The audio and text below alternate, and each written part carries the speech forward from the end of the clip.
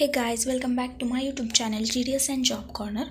तो इस आज के वीडियो में मैं आपको जो डाउट्स आ रहे थे रिगार्डिंग एनी जॉइनिंग ट्रेनिंग के रिलेटेड, तो इसके लिए मैं एक सोचा कि एक अलग सा वीडियो बनाया जाए।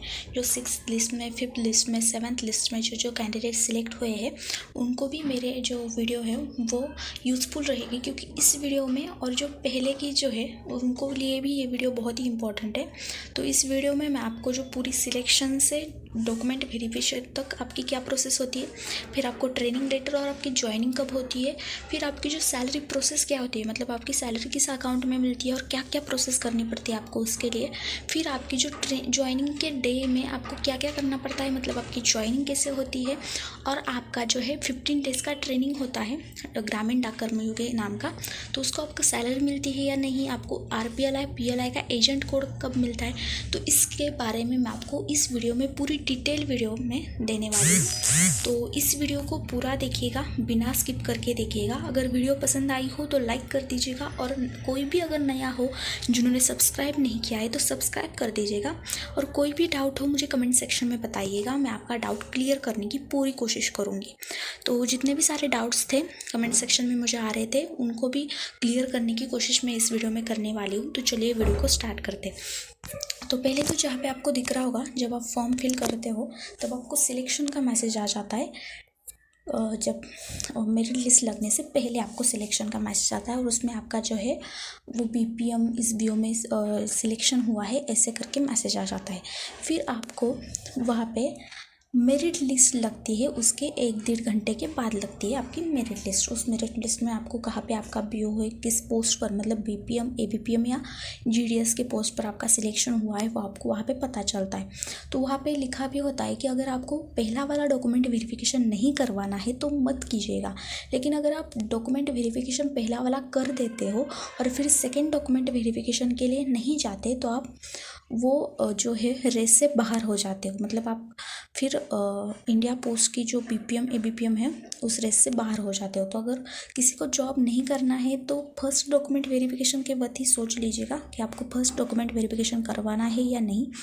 लेकिन जिनको जॉब करना ही है उनके लिए तो फर्स्ट डॉक्यूमेंट वेरिफिकेशन जितनी जल्दी हो सके उतनी जल्दी चाहिएगा। तो जैसे कि मैंने यहाँ पे लिखा है कि फ़र्स्ट डॉक्यूमेंट वेरिफिकेशन के वक्त आपको जितने भी सारे डॉक्यूमेंट्स लेने पड़ते हैं वो आप सारे लेकर जाइएगा। जैसे कि मैं वहाँ पे अपना आधार कार्ड, पैन कार्ड लेकर गई थी, और बहुत सारे कैंडिडेट्स पूछ रहे थे कि पैन कार्ड नहीं है, तो मैंने बहुत बार बताया कि पैन कार्ड निकलवा दीजिएगा। 4-5 दिन में जो पैन कार्ड होता है वो निकलता है और वो वहाँ पे चलता है। तो जिनके पास पैन कार्ड नहीं है वो पैन कार्ड निकाल लीजिएगा। फिर आपकी जो 10th की मार्कशीट और सर्टिफिकेट होती है, मतलब मैं महाराष्ट्र से हूँ तो मेरी जो मार्कशीट और सर्टिफिकेट होती है वो डिफरेंट होती है, लेकिन CBSE की क्या होती है, वो मार्कशीट और सर्टिफिकेट एक ही पेज पर होती है, तो वो भी आप लेकर जाइएगा क्योंकि वो बहुत इंपॉर्टेंट है। उसके बेस पर ही आपकी जो मेरिट लिस्ट आई थी। तो पैन कार्ड, आधार कार्ड, आपकी जो 10th की मार्कशीट और सर्टिफिकेट, फिर आपका डोमिसाइल सर्टिफिकेट आपको लेकर ही जाना है। फिर जो कास्ट सर्टिफिकेट होता है वो आपको सेंट्रल का चाहिए होता है। जो बहुत सारे कैंडिडेट्स पूछ रहे थे कि हमारे पास सेंट्रल का नहीं है, तो बनवाना पड़ेगा आपको सेंट्रल का, क्योंकि स्टेट का यहाँ पे नहीं चलता है, तो आप सेंट्रल का भी लेकर जाइएगा, और स्टेट का है वो भी लेकर जाइएगा। अगर किसी के पास नॉन क्रिमिनल है वो भी वहाँ पे लेकर जाइएगा, लेकिन वो वहाँ पे नहीं चलता है, लेकिन आप वहाँ पे लेकर जा सकते हैं।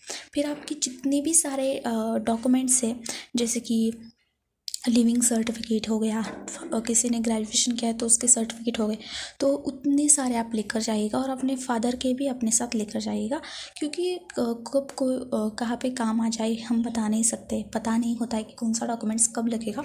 तो इसके लिए आप सारे डॉक्यूमेंट्स लेकर जाइएगा, लेकिन जो मैंने अभी बताए हैं वो पहले लेकर जाइएगा, और हो सके तो अपनी फ़ोटोज़ भी साथ में लेकर जाइएगा।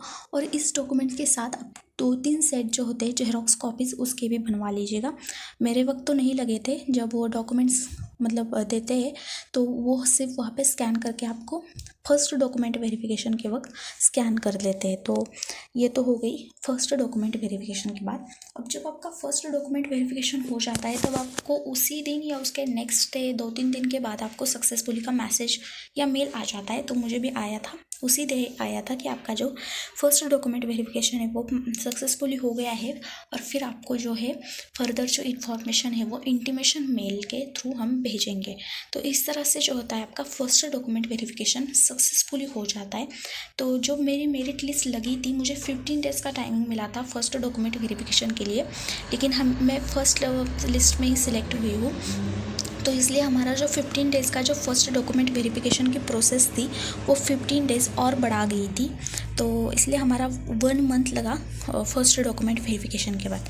देन आपका सेकंड डॉक्यूमेंट वेरिफिकेशन हो जाता है, आपको 1 मंथ बाद सेकंड डॉक्यूमेंट वेरिफिकेशन जो है वो मेल आता है, और आपको सेकंड डॉक्यूमेंट वेरिफिकेशन करवाना पड़ता है। ये आपका बहुत ही बड़ा डॉक्यूमेंट वेरिफिकेशन होता है, मतलब आपको यहाँ पे आपके जो सिविल सर्जन है वहाँ पे जाना पड़ता है आपका मेडिकल चेकअप के लिए।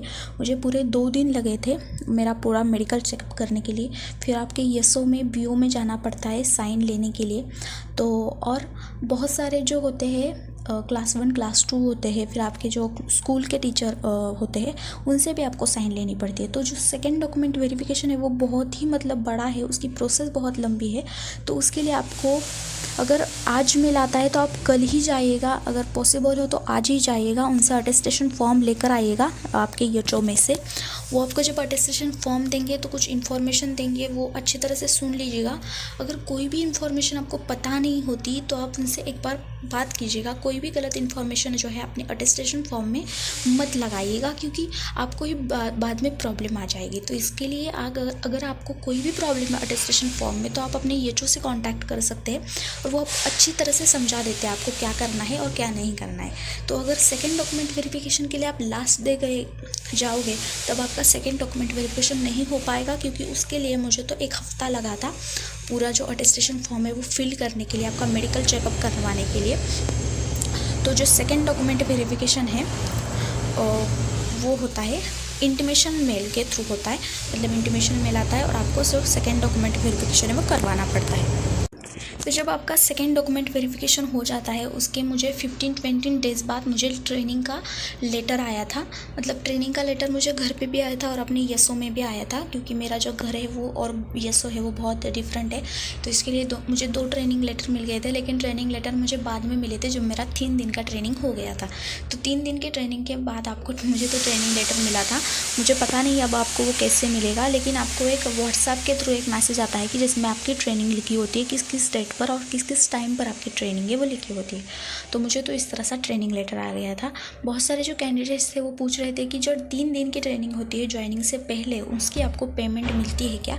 तो उसकी मुझे भी मेरे 3 दिन की ट्रेनिंग की पेमेंट जो है वो नहीं मिली थी। तो इस तरह से अगर आपका ट्रेनिंग हो जाता है सक्सेसफुली तो उसके नेक्स्ट डे से ही आपको ज्वाइन करने के लिए बोला जाएगा, और फिर आपको नेक्स्ट डे से ही ज्वाइन करने का मौका दिया जाएगा। तो फिर आप नेक्स्ट डे से ही वो ज्वाइन कर सकते हैं। फिर आपके जो BO के पास अगर आपको रेंट पे कोई रूम लेना है लेने के लिए तो इसका अरेंजमेंट आप पहले से ही करवा लीजिएगा, बाकी कोई दिक्कत ना आ जाए इसलिए। तो ये तो हो गई जब आपका फर्स्ट स्टेप हो जाता है, मतलब ज्वाइनिंग तब आपको क्या क्या करना पड़ता है।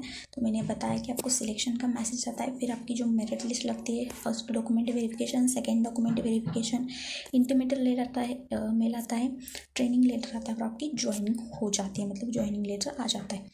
फिर आपको अगर इसके रिलेटेड डिटेल वीडियो चाहिए होगा तो मेरे जो वीडियो के सेक्शन में आपको इसका पूरा डिटेल वीडियो मिलेंगे कि सेकेंड डॉक्यूमेंट वेरिफिकेशन के वक्त आपको अटेस्टेशन फॉर्म कैसे फिल करना पड़ता है। उसकी मैंने एक लंबी वीडियो बनाई और इससे डिटेल आपको बताया कि क्या क्या करना होता है। फिर ट्रेनिंग लेटर भी मैंने आपको वहाँ पे बताया, ट्रेनिंग के रिलेटेड सारी इन्फॉर्मेशन दी है, और जो मैसेज किस तरह से आता है वो भी वहाँ पे मैंने बताया। तो ये तो हो गई ज्वाइनिंग लेटर तक बात। अब जिस दिन आप ज्वाइन करोगे वो आपका ज्वाइनिंग डे होगा। तो उस ज्वाइनिंग डे में फर्स्ट डे वर्क का होता है और आपको क्या क्या करना पड़ता है, क्या क्या चीज़ें होती है वहाँ पे। तो जैसे कि आपके जो मेल ओवरसियर होते हैं वो आपको ज्वाइनिंग देते थे आपके BO में। तो मुझे भी बहुत कन्फ्यूजन था कि मुझे ज्वाइनिंग कौन देगा वहाँ पे। तो फिर मुझे पता चला कि जो अपने मेल ओवरसियर होते हैं वो आपको जो है ज्वाइनिंग दे देते हैं। लेकिन जब ज्वाइनिंग देंगे तब वहाँ पे जो कि बीओ के ट्रांजेक्शन होते हैं वो सारे चेक करके देंगे।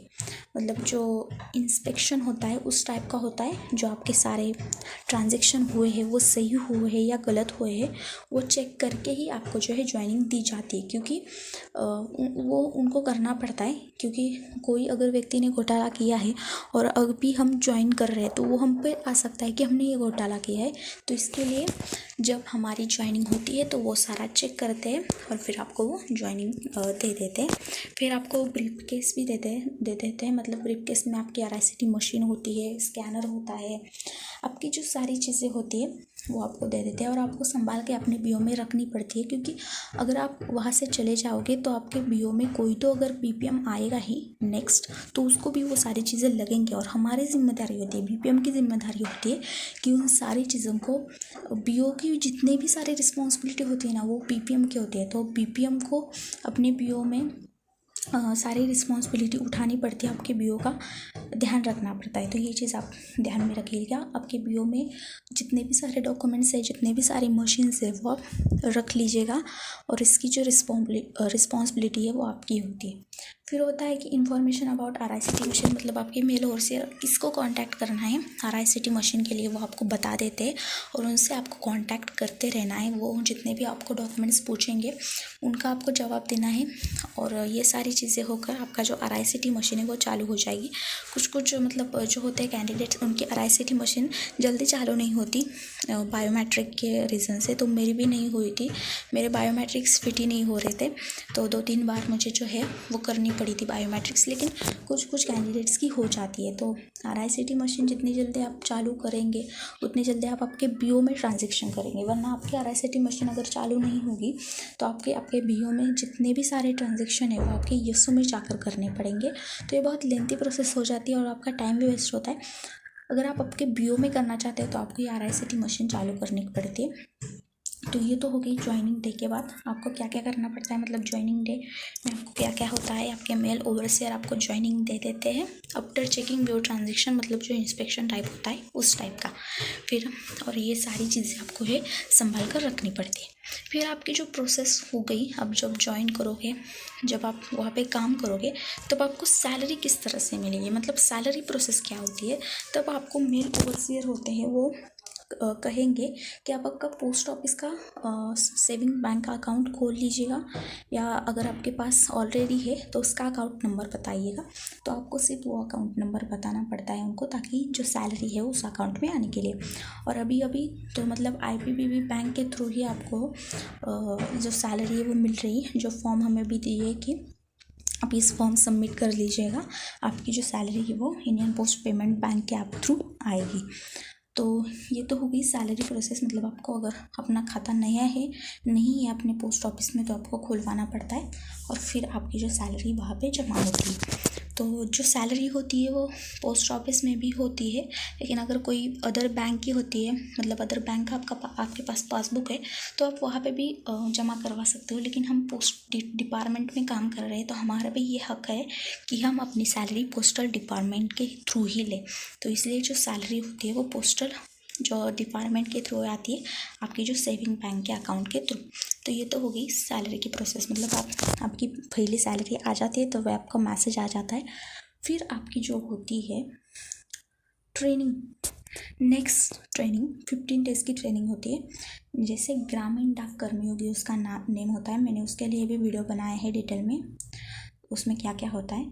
तो उसमें आपको जो है वो पूरी प्रोसेस बताई जाती है।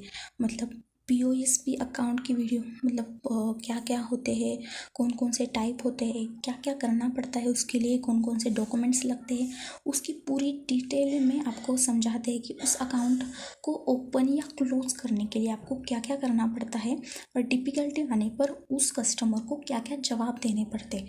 तो ये सारी चीज़ें अगर आप वहाँ पे सीखोगे तो आपके BO में आप मास्टर हो जाओगे, मतलब ब्रांच पोस्ट मास्टर हो जाओगे।